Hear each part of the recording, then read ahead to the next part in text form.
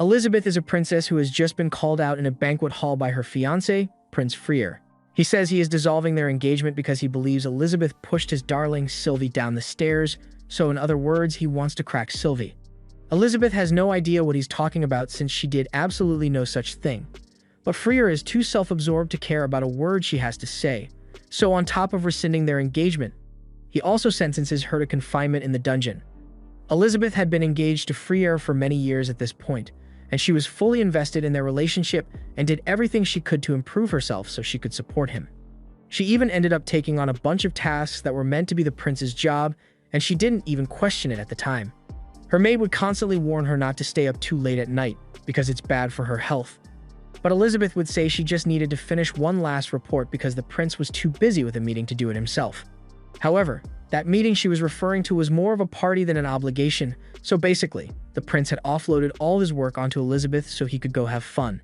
At this point, Elizabeth was still trying to convince herself that all this was perfectly normal, so she told her maid she was fine with the way things were since she actually got things done a lot quicker when the prince wasn't around. Also, she's not doing it just for Freer's sake, but rather for the sake of the subjects, because she doesn't want them to have to suffer if matters like this are left unattended. On top of handling all the prince's political affairs for him, Elizabeth also runs a company known as Funnel Corporation, and it has been doing really well lately. So Elizabeth plans to expand so they can hire more employees. The whole reason she created the company in the first place was so she could give back to the community and use it to partake in philanthropic activities to help the poor. As a result of all her kind actions, Elizabeth has become quite popular amongst the townspeople, and they all say they'd love to thank her personally for all her help. But Elizabeth has always been too embarrassed to receive direct praise, so she has never actually revealed herself as the one behind the Funnel Corporation, and as such, no one recognizes her as she's walking by. And she was perfectly fine with things this way because she only wants to make the people happy and couldn't care less about receiving praise or recognition for it. The next day, while Elizabeth was busy with another large pile of paperwork, the prince finally rolled out of bed and came into her office to tell her that the Gecko group, the ones who invited him to that party the other day, are requesting access to the royal treasury to expand their business, so he wants her to write up the appropriate paperwork for it. However, Elizabeth immediately tells him she's not going to approve such a request. She had looked into the Gecko Corporation, and she found out that they've been skimming a lot of profit off their books lately, so if they were given access to the royal treasury, they'd no doubt start skimming there too. The prince becomes annoyed when she says that because he is trying to impress his new friends, and if Elizabeth rejects their proposal, then it's going to ruin his street cred with them. He tells Elizabeth to just do as he says because she's just his fiancée, but Elizabeth doesn't back down because she knows the rules are on her side, and agreeing to such a request would harm the royal family's reputation as a whole, so there's nothing Freer can say to change her mind. The prince then storms off in anger, and once he is gone, Elizabeth gets the attention of Freer's knight and asks him to please keep an eye on the prince so he doesn't end up getting tricked by any ill-intentioned individuals. Robert understands what she's trying to say, and he says the prince was probably just too tired from the trip back to think things through properly. Elizabeth sure hoped that was the case because an idea like giving a group of corrupt officials direct access to the royal treasury could have easily caused the decline of the kingdom. And Elizabeth wants to prevent something like that at all costs, because when a kingdom declines, it's the ordinary people who suffer the most. A little while later, Elizabeth is preparing to head out because now that she's done with the work for today, she finally has time for a much-needed break. So she asks Michelle to get her carriage ready because she wants to make every minute count. However, before she could leave, her father suddenly comes into the office looking for her. He is here to inform Elizabeth that an emergency meeting has been called in regard to recent monster activity, and the king will have to attend. So as the king's right-hand man, Elizabeth's father will have to go as well. Elizabeth asks when this meeting is scheduled for, and he tells her it's next week. But that's really bad news since next week was meant to be the kingdom's anniversary party. She says they are going to have to cancel the party now, but her father tells her they can't since the guests from faraway places must already be on their way by now. Thus, he says the party will be held as planned, and Elizabeth doesn't see how that's going to be possible with both the king and the chancellor away, but he explains that the king has personally entrusted everything related to the party into the hands of Elizabeth. She is shocked when she hears this and tries to refuse at first, but her father tells her that the king firmly believes that all will go well if she is left in charge, and he has no one else he trusts as much as her. So her father asks her to take on the task, and when he puts it like that, Elizabeth doesn't really have much of a choice. She's a bit upset that she didn't get a chance to enjoy her day off, But there's no time to worry about that because she has a lot of work ahead of her if she wants to make sure the anniversary party is a success. While she's in the middle of thinking about what to do, Michelle looks out the window and notices the prince openly flirting with Sylvia. She was appalled by how openly Freyr was cheating on Elizabeth, but Elizabeth didn't really care since it's fairly common for a prince to have more than one consort, and she really doesn't have anything against Sylvia. Her only gripe is the fact that Sylvia was only recently adopted into a baron family and hasn't learned the proper etiquette for interacting with royals, but she doesn't think it's going to cause any problems. Elizabeth later invites Sylvia to have some tea with her in her room, and there, she politely warns Sylvia that if she wants to pursue a relationship with the prince, then she must be aware of the fact that her behavior can affect not only herself, but the prince's reputation and the reputation of the kingdom as a whole. Elizabeth then points out the injury Sylvia currently has on her leg, and the reason she's bringing it up is because she happened to find out that Sylvia got that injury while on an outing with a certain nobleman who isn't the prince. Now, Elizabeth is a civil lady, so she isn't going to call Sylvia out as the two-timing hoe she is. After all, the prince is pretty much doing the same thing to her, so she doesn't care about their messy relationship, but she does care about the image of the kingdom, so she tells Sylvia to refrain from cheating on the prince from now on. Sylvia keeps her head down and apologizes, but as she is leaving Elizabeth's room, she looks visibly pissed about the fact that Elizabeth caught her. At that moment, the prince just so happened to be walking by, so Sylvia got an idea to get back at Elizabeth and decided to play the victim in front of the prince. She turned on the waterworks and pretended to fall over in front of him, and when he asked her what happened, she pointed to the injury on her ankle and told the prince that Elizabeth was the one who did this to her, which leads us back to the present. Elizabeth tries to explain that she has no idea what the prince is talking about, and that aside, she tells him he shouldn't make such a scene when they've got guests from various different kingdoms in attendance today. But the prince doesn't care at all and orders Elizabeth to be sent to the dungeon for attempting to kill his beloved. Elizabeth still doesn't understand what's going on, and neither do any of the guards. But since Robert is the prince's personal knight, he doesn't hesitate to restrain Elizabeth. As Elizabeth is forced to the ground, she catches a glimpse of Sylvia's sly smile, and she immediately figures out that Sylvia was intentionally framing her for this. Pretty much everyone knows what's happening here is absolute BS, but with the king and her father away at the moment, the prince currently has the highest royal authority in the castle, so none of the guards can afford to oppose his orders right now. Thus, Elizabeth simply agrees to go to the dungeon for the meantime. Later on, word reaches the king, and Elizabeth's father receives news of what happened back in the kingdom while they've been gone, and the king is absolutely astonished by how foolish his son has been because he never could have imagined that he'd throw Elizabeth, the most capable woman in the kingdom, in jail over nothing. He wants to return immediately to set Elizabeth free and lay into his son over this. But this is where we find out that Elizabeth's dad really doesn't give a fuck about her because he just found out that she was unfairly imprisoned. And the first thing he did was convince the king that there was no need to go back because he didn't want to waste any time on Elizabeth. So he's basically leaving her to deal with everything on her own. And the king just goes along with it because he assumes her father would know what's best for his daughter. Back in the kingdom, a month goes by with Elizabeth in prison, and she had initially hoped she'd finally get to take a break from all her responsibilities for once. But even though the prince locked her up, he still somehow managed to force all his administrative work onto Elizabeth. A little while later, Michelle comes down to see Elizabeth while cloaking herself with magic, and to make sure no one suspects anything, Elizabeth uses hypnosis magic to knock the guard out. She then asks Michelle what's going on because she is sure word of this must have reached her father and the king by now, and she expected them to come back to straighten it all out. But Michelle informs Elizabeth that her father actually voted to leave her to figure things out on her own. And hearing that strikes a nerve with Elizabeth because her father always leaves her to deal with the dirty work he doesn't want to handle. And the bad news doesn't stop there because Michelle also mentions that the prince has begun going after her company as well. He is claiming that the Funnel Corporation was run by a traitor, and now he wants to replace all the executives Elizabeth chose with his own lackeys. Elizabeth thinks this is really bad since that idiot is going to destroy the company and put the kingdom in a bad spot. But Michelle doesn't understand why Elizabeth is still thinking about what's best for the kingdom that uses her as nothing but a convenient tool even after everything that has happened to her. Elizabeth agrees that it is infuriating to think about what the prince and Sylvia did to her, or the fact that her own father refused to come help her, but she says none of that is the fault of the people, so she doesn't want to let them suffer.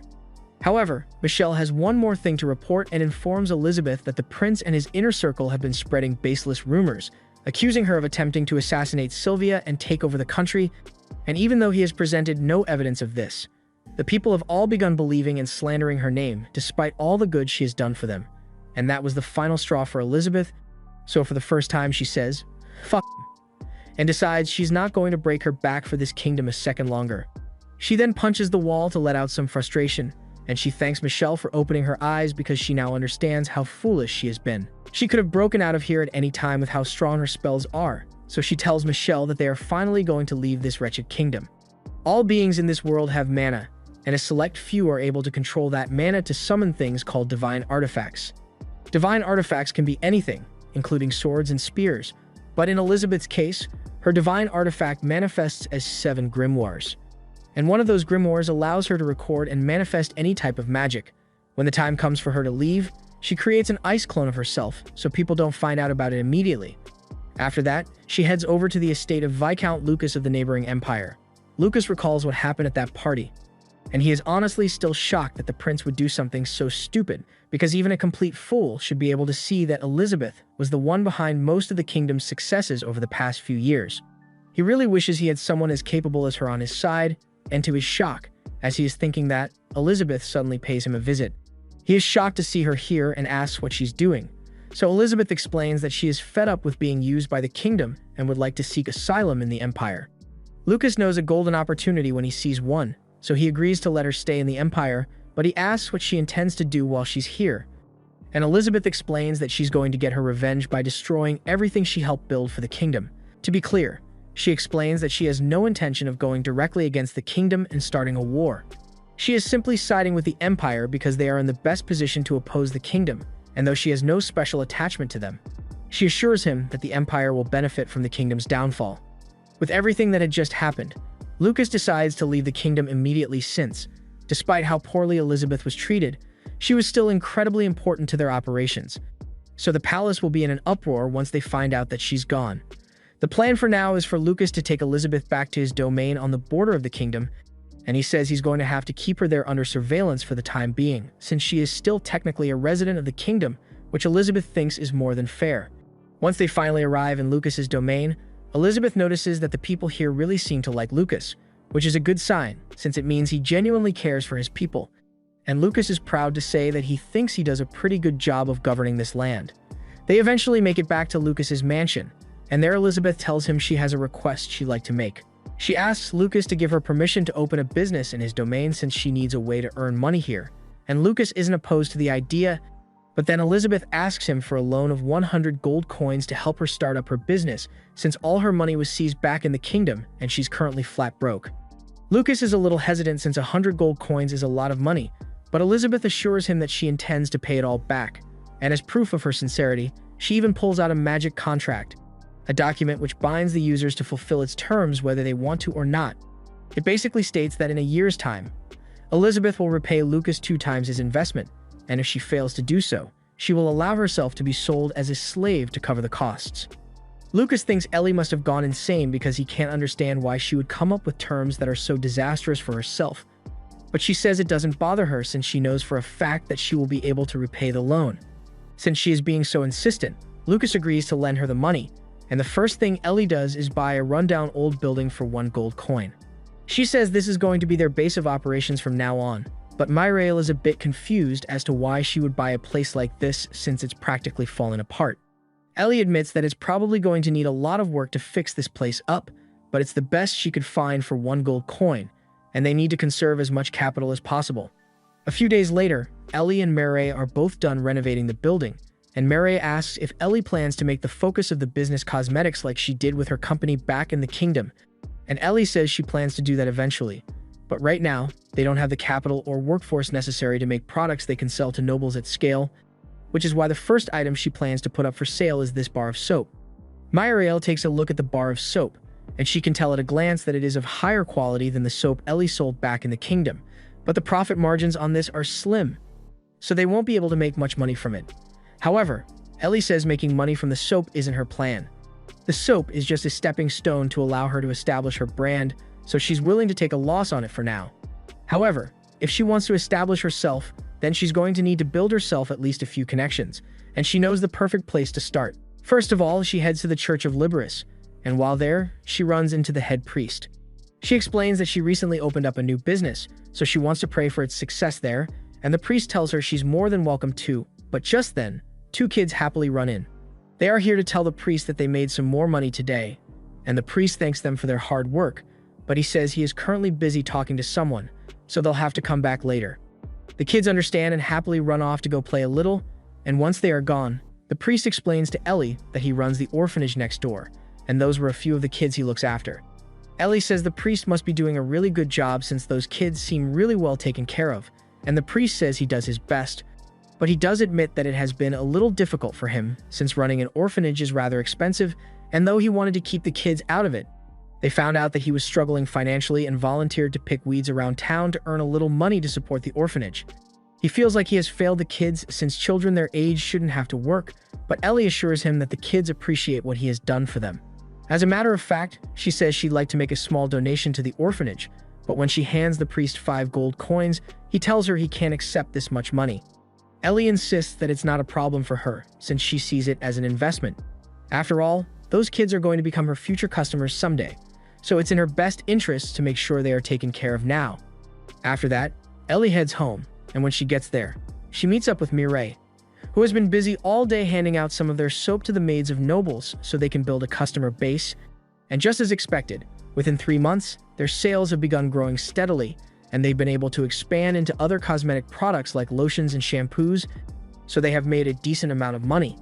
Ellie has also made it a habit to donate some money to the orphanage every so often, so she asks Mireille to deliver this month's donation for her, and once that's done, she and Mireille head out for lunch together. Ellie is glad that their company has been growing lately, but she's sure their competitors aren't too happy about it. So she asks Mireille if the Gaz's company has made any moves against them yet. She says that they have been mostly quiet for now, so Ellie asks her to continue monitoring them. And she also reminds Mireille to be especially careful not to let the formula for the soap leak since, until they firmly establish themselves, that soap is their lifeline.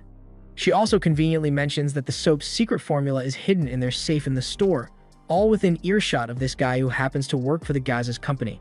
Meanwhile, back in the Gaz's company, Gaz's is absolutely fuming at the fact that the trait company that Ellie started has been stealing more and more of his customers with each passing day. His assistant tries to assure him that it's not a big deal since the trait company is still only a small-scale business, and they don't have that large of a customer base.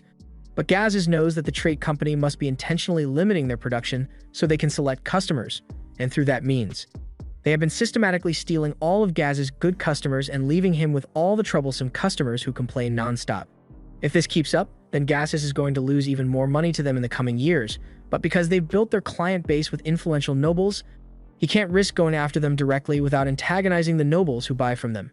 Just then, there's a knock at the door, and Grants, the one who was at the restaurant, walks in. Gaz's doesn't like Grants and tells him to get out of here because he assumes Grants is here to beg for money, and Grants is a nervous wreck because of all of Gaz's constant yelling, but he works up the courage to tell him that he actually has information on the trait company. Gaz's freezes up when he hears this, and for once, he actually decides to take Grants seriously and asks him what the information is. Grants explains that he was out eating at a restaurant, and he happened to be sitting near 2 girls from the trait company who were talking about how the secret formula was hidden in the company's safe.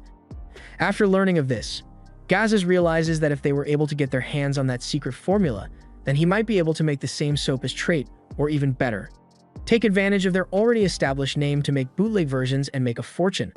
He then tosses a bag of coins to Grants as his reward and tells him to get out of his sight and not to breathe a word about this conversation to anyone. Meanwhile, over on Ellie's end, Mireille has just found out that over in the kingdom, she has been branded a traitor and a bounty has been placed on her head.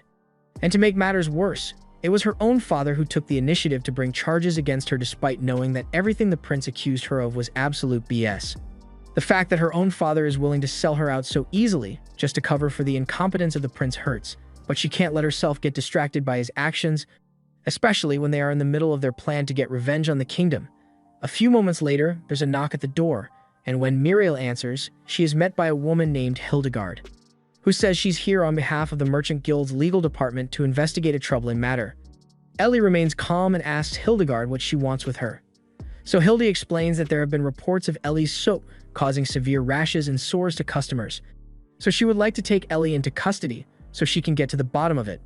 Mireille thinks those are bogus accusations since there's no way their soap would cause such a reaction, But Ellie says there's no need to argue and agrees to go with Hildegard to be questioned because she knows she has nothing to hide.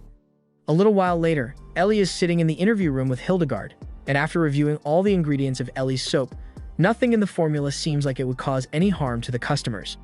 As a matter of fact, since Ellie only sells to a select few nobles, she knows for sure that none of her customers have complained of any sores, so she suggests that this must be the work of a copycat brand. Hildegard acknowledges that it looks like Ellie has nothing to do with the incident, and Ellie asks if she could take a look at the bootleg brand of soap that caused the sores. Hildegard hands it over, and after inspecting the soap, Ellie confirms that it is indeed a copycat product, and she suspects it was made using a stolen portion of their recipe. Hildegard asks what she means by that, so Ellie explains that she keeps her recipe in her company's safe, but following that recipe alone would lead to a toxic product, so it needs to be neutralized using the formula from the second recipe, which Ellie keeps on her person at all times. She also suspects that whoever made this soap must be pretending to be a part of the Trait company to use their brand to attract customers, and after hearing all this, Hildegard is convinced that Ellie is innocent in all this and is in fact the victim of brand theft. She then decides to launch an investigation into whoever sold this soap, and it doesn't take long for her to trace it back to Gazes. When he sees the guild's legal department show up, he realizes it's over for him.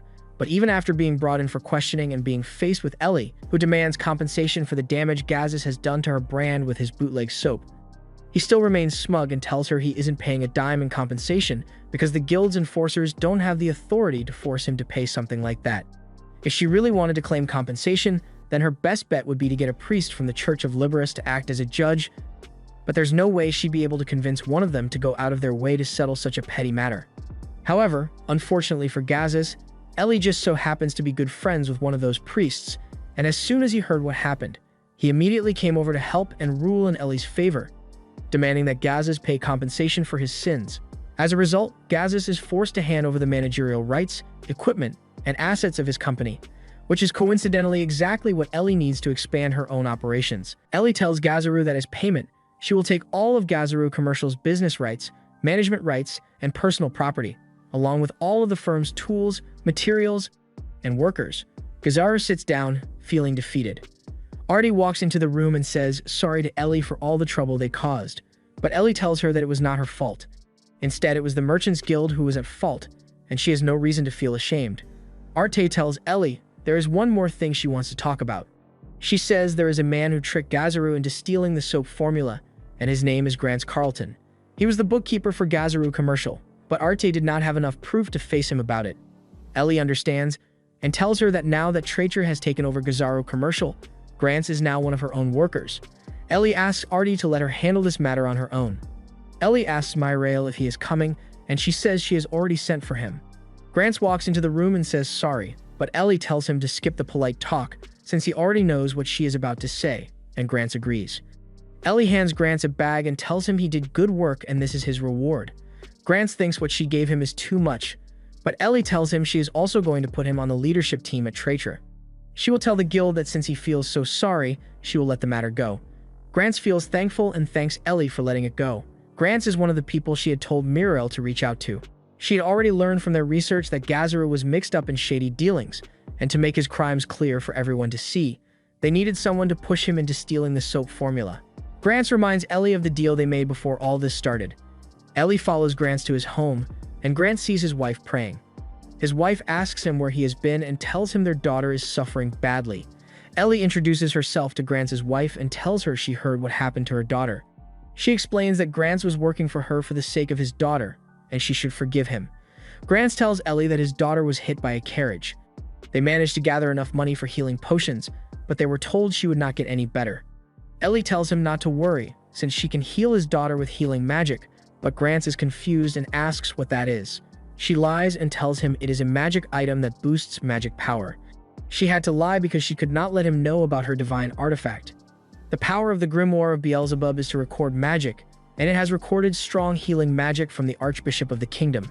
So with it, even she can use powerful healing spells. Ellie casts the spell, Heal, and a green light covers Grants' daughter, and she begins to wake up. Grants and his wife feel deep thanks toward Ellie and do not know how to repay her. But Ellie tells him she only did what she promised in their deal, so he should not worry about it.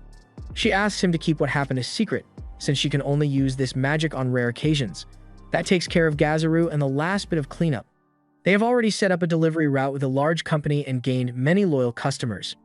Lucas is amazed at how Ellie turned 100 gold coins into so much money, but Ellie tells him she already said she would bring him huge profits. Lucas tells Ellie she is free to run her business anywhere in the capital or across the empire. He has heard that she is wanted in the kingdom, but he has no reason to think the kingdom sent her as part of some plan, and Ellie is thankful for his understanding. Ellie tells Mireille that Lucas gave them free travel rights, so they should make good use of it. She gives Mireille the gifts for the temple and tells her it will help to have the Church of Libris on their side, and they will keep protecting them as long as she stays innocent. Lunoa asks for permission and walks into Ellie's office to tell her she brought the papers from the capital. Ellie thanks her and tells her she has truly grown during her training, but Lunoa says she is still not good enough, though because Ellie saved her life, she will work as hard as she can. Ellie tells her that is a good attitude to have, and Lunoa leaves the room. Lunoa has gotten better since she was hit by a carriage, and it turns out she has a special magic skill called Item Analyze, which is very useful for merchants like them. Ellie decided to keep Lunoa on as a student and teach her magic. Now that they are moving into the capital market, they will need their old members too. Ellie uses her divine artifact called the Grimoire of Belphegor, one of the 7 grimoires, which records deals. By making a pact and paying a price to beings from other realms, such as fairies and the underworld, she can borrow their powers. Ellie says a spell and offers a silver coin, and white birds appear. Ellie tells them she is counting on them. Ellie tells Mireille that they are skilled at their jobs, and she is sure they will gather quickly. Once they are ready, the group will head to the capital. Over the next 6 months, Tritre Commercial bought up many firms and grew a great deal. Ellie decides to expand into the capital, and she leaves Grants in charge as deputy director while she is away. She is sure he is more than able to take on her role, and she is counting on him. She also tells Stua to help Grants as his assistant, and Stua agrees. The social season for nobles is coming, and Lunoa cannot join the events yet, but the capital is the heart of the nation, so Ellie tells Lunoa to study hard. Lunoa notices the road has turned rocky, and Ellie tells Mireille to be careful.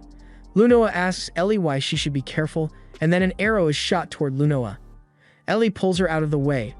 Ellie explains that rough parts of the road like this one are not patrolled often by the local army, so you tend to run into bandits there.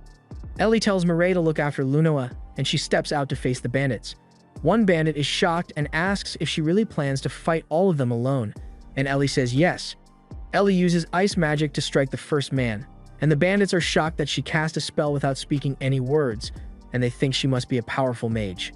They tell each other to surround her and stop her from using magic, and she tells them she does not even need to use magic. The bandit is stunned as she cuts down 3 of his friends at once, and he begs for his life. He tells her he was just a farmer who could not make a living after paying his taxes, so he became a bandit. Ellie tells him she does not care about his reasons and cuts him down, since no matter his reason, he is still a bandit, and as a merchant, she shows no mercy to bandits. Lunoa asks Ellie if she killed him, and Ellie tells her bandits are no different from goblins or orcs. They take the money merchants worked hard for by force, and sometimes they even take their lives. If you show mercy, they will just attack someone else instead, which is why the rule is to kill bandits on sight, and she should remember that. Mireille tells Ellie there is someone asking for a ride ahead, and asks what she should do. Ellie tells her to stop, since she does not think she can leave a woman of the church behind. Tida tells Ellie she has saved her from a long walk. The thought of walking all the way to the capital had left her feeling discouraged. Ellie tells her she is lucky, since they happen to be heading to the capital too, and Tida gives her thanks. Tida tells her the Lord must have brought them together, and she introduces herself as a walking nun. They are church women who travel the land as part of their training, visiting small villages to give healing magic for free. Walking nuns are held in high regard, especially in remote villages that have no doctors or healers. Lunoa asks if they really heal people for free, and she thinks that is amazing. Ellie tells Tida that she does important work, and Tida says it is just part of her training. Ellie introduces everyone to Tida, and Tida hopes they will all enjoy the trip to the capital together. Lunoa asks Ellie how she knew the bandits would show up, and Ellie explains it was because the road had become so rough. Keeping up the roads is an important part of ruling well. Lucas is a fine lord, and he puts a lot of effort into keeping the roads in good shape, while the lord of this area is likely a fool. If you keep the roads clear, the flow of goods gets better, which helps the economy grow. Merchants and adventurers gather in areas that are doing well, which lets you collect more in taxes, so the land grows richer. That is why lords put so much effort into keeping and guarding the roads. Ellie asks Lunoa what would happen if the roads fell into ruin, and Lunoa answers that the flow of goods would slow to a stop and farms in remote areas would not get the supplies they need. Ellie asks what else would happen, and Tita wakes up and tells her to think of it the other way around.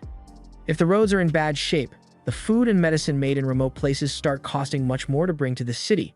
The people in town would need to spend more carefully to afford them, and that slows down the whole economy. Ellie says she is surprised the clergy knows so much about economics, but Tita tells her she knows far less than merchants do. Ellie explains that villages and remote areas are not the only places where prices would rise, since as a result, farmers lose their way and turn into bandits, and it costs more to move goods because you need guards, which leads to higher prices. Lunoa asks Ellie why the lords do not repair the roads, and Ellie tells her it is because they are foolish.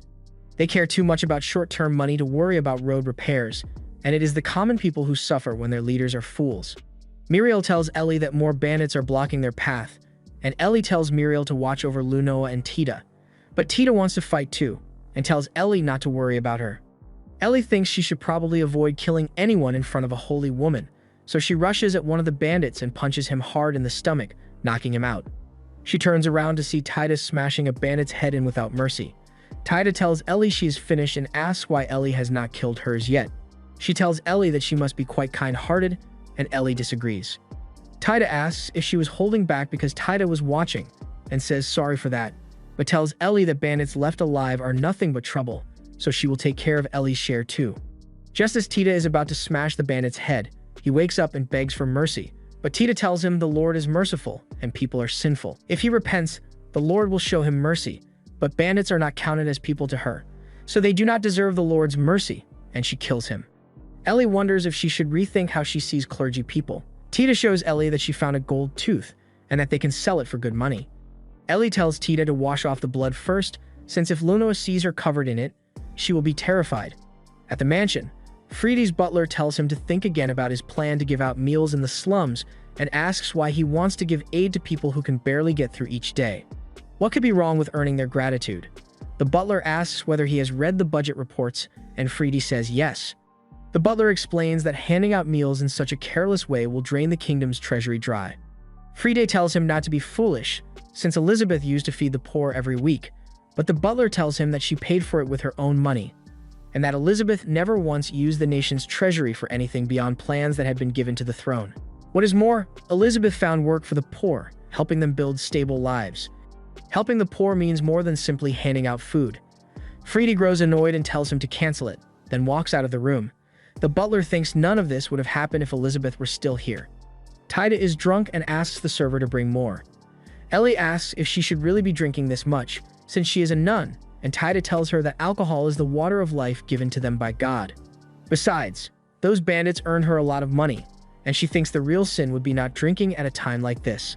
Ellie asks if she has already exchanged it, and Tita tells her she exchanged it the moment they arrived in town, and offers to split the money with Ellie, but Ellie tells her to keep it.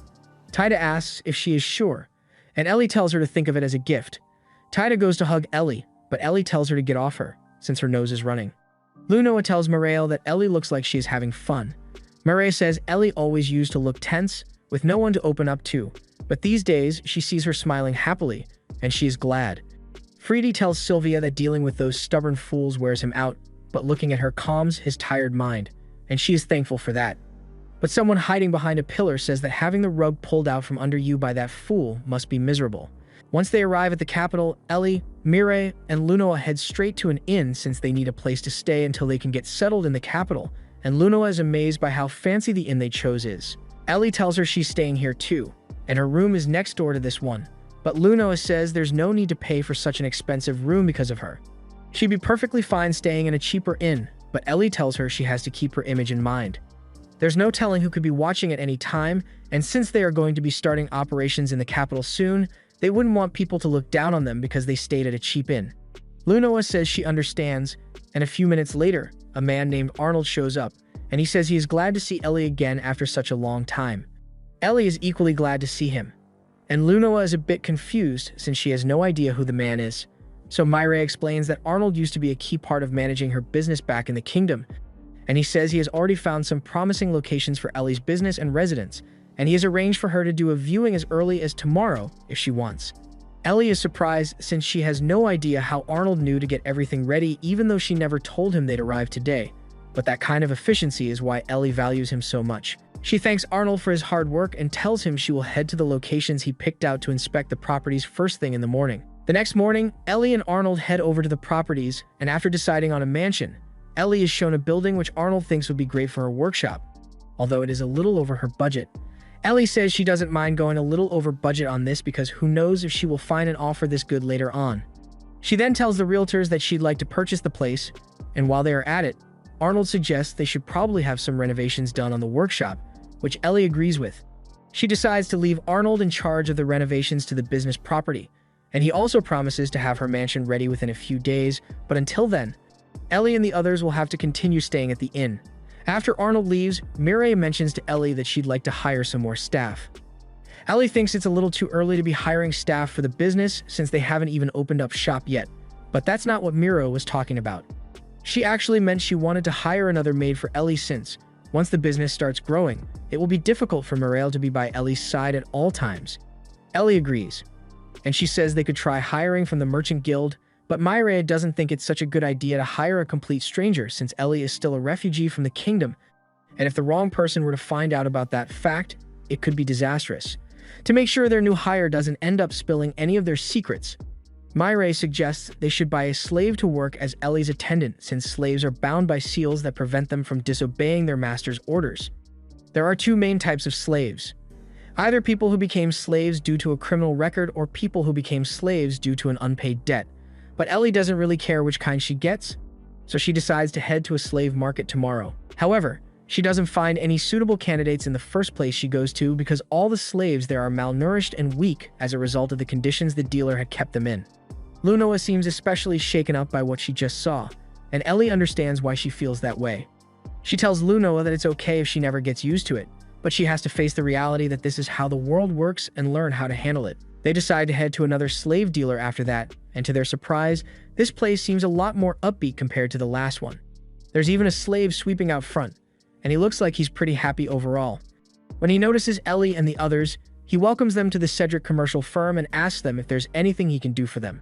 Mireille informs him that they are here because they want to buy a slave, and the boy understands, so he tells them to come inside. Ellie recalls hearing the name Cedric before because his business has been nicknamed the Educator's Business. Lunoa has no idea what Ellie is talking about, so Ellie explains that the Imperial Merchant Guild Council is a vital organization within the Empire because it manages matters of national governance, so it holds significant power within the Empire, and one of the 7 members of the council is a slave trader known as the Educator, who supplies slaves to the Imperial Court. The group is then introduced to Cedric, and just as Mireille is about to introduce Ellie, Cedric says no introduction is necessary because he already knows all about Ellie and her company. Ellie is a little surprised when Cedric says this and asks how he knows her, so Cedric explains that he happened to hear about her fast-growing business and thought it was very impressive. However, Ellie doesn't believe it since there's no reason a merchant as established as him would pay attention to a small business like hers, so the only logical explanation is that he must know about her from back when she was in the Empire, and as such, he must know she's a refugee as well. Ellie is going to have to be a bit cautious around him, but she still needs to purchase a slave, so she informs Cedric of what she's looking for. She says she just needs someone to attend to her day-to-day matters, and ideally someone who can keep up with frequent journeys between domains. Cedric says he has the perfect person in mind, so he asks for Misha to be brought to the drawing room. Cedric then begins leading Ellie and the others so they can meet Misha. But along the way, Ellie happens to notice a room with 2 slaves being taught maths, and she is surprised by the sight. So Cedric explains that all his slaves receive a basic education. Some receive martial arts training, culinary training, or pretty much anything they happen to be good at. Ellie is impressed by how different things are here compared to the other slave traders, and Cedric is well aware that other dealers try to save costs by minimizing the amount of money spent on each slave, but he likes to take a quality-first approach and give the slaves everything they need to develop. Although that does mean his slaves are more expensive than the ones you find at the other slave markets, Ellie thinks the price is well worth it. They are later brought to meet Misha, and Cedric warns them that this is Misha's first time meeting customers, so she might be a little nervous, but Kakin people are very physically capable, so she should be able to keep up with Ellie's travels, though she probably won't make for the best bodyguard. Ellie seems happy with Misha, so she says she'd like to sign the contract with her, and Cedric is glad to hear it. To finalize the deal, Ellie places her hand on the slave crest as Cedric casts the spell to transfer ownership of Misha to Ellie. He then tells Misha to make sure she serves Ellie well, and Misha promises to do her best. She then thanks Cedric for everything he has done for her, and Cedric wishes her good luck. The next day, Misha officially begins working for Ellie, and one of her first duties is to manage Ellie's schedule. So she informs her that she has to inspect the renovation of the new building in the morning, and then in the afternoon, she has 2 meetings and 1 sales negotiation to get through. Ellie thanks Misha for the effort, but she tells her that in the future, it would be nice if she also mentioned who the meetings and negotiations were with. Misha apologizes for her mistake, but Ellie says it's not a big deal since she's still learning the job. For now, Ellie is most focused on completing the sale of her latest product for the capital market, her lip gloss, and she will be meeting with Baroness Melanie later today. At the party, Ellie goes up to Melanie, and she is so happy to see her that she calls the attention of all her noble friends and tells them all that Ellie is the owner of the Trait Company which has been supplying her with all her makeup lately. The noble ladies all get excited when they hear that because they have personally seen how well the makeup works, so they start asking Ellie how they can buy some. And Ellie informs them that she plans to open up a capital-based store soon. Though it's going to be membership-based for now since her production capacity is limited, Ellie says that since Melanie was the one who introduced them to her, she is going to make sure they all get priority membership.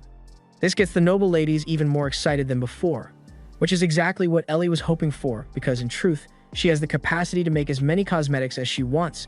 But by pretending the supply is limited, her makeup membership will become somewhat of a status symbol, making it even more valuable to the nobility. And on top of that, by giving membership to those whom Melanie introduced, they are now indebted to Melanie, which she is most certainly pleased by. So Ellie's relationship with Melanie is sure to improve significantly. To capitalize on the momentum, Ellie offers Melanie the new lip gloss she made, and Melanie absolutely loves the color. This makes everyone else want some as well, so Ellie tells them that if they want, they can purchase a set at her store when it officially opens, which now guarantees that Ellie will have a bunch of customers waiting at the grand opening. After the party ends, Ellie and Morale are walking back home when they end up hearing a commotion down an alley, and normally they wouldn't care, but then they hear a voice that sounds an awful lot like Tita. It turns out that Tita was cornered by a group of guys in an alleyway, and they are accusing her of cheating them out of their money, so they demand that she return it to them. But Tita says they have no proof that she was cheating, so she's not giving them a penny. They then attack her, but Tita manages to fight them off, and the last guy gets taken out by an ice bullet from Ellie. Ellie is glad to see that Tita isn't hurt, but she asks her why those guys were after her, and Tita slips up and admits that she really was cheating. Ellie asks Tita if she really thinks it was appropriate for her to go gambling despite the fact that she said she'd be careful, but before Ellie can scold her, Tita makes up an excuse and runs off. Meanwhile, back over in the kingdom, Ellie's father has called Rosaria into a meeting because the kingdom's internal affairs are in absolute disarray due to a lack of implemented policies. Rosaria isn't too surprised by this since they did recently lose Elizabeth, who was handling all of that stuff. And Ellie's father is aware that the prince is an idiot who'd just make things worse if he was put in charge of handling it. And he himself doesn't have the time to handle domestic affairs since he's so busy with foreign affairs already. That's why he wants Rosaria to take over. Rosaria asks him if he's trying to make her the new Elizabeth, and that's pretty much what's happening. But Rosaria has no choice but to agree lest she be branded a traitor as well. Meanwhile, over in the Empire, Ellie is currently having some coffee with Lucas, and he informs her that he was recently called to have an audience with the Emperor because although he had reported Elizabeth's presence to him prior, he still wanted Lucas to explain things in person. Ellie asks what the Emperor had to say about her, so Lucas explains that, for now, the Emperor just said he should keep an eye on her because all her activities thus far have been beneficial to the Empire, but he doesn't fully trust her yet. Ellie is glad to hear that since she wouldn't know what to do if the Emperor interfered with her business, but now that that hurdle has been cleared, she promises to give Lucas a front row seat to the demise of the kingdom.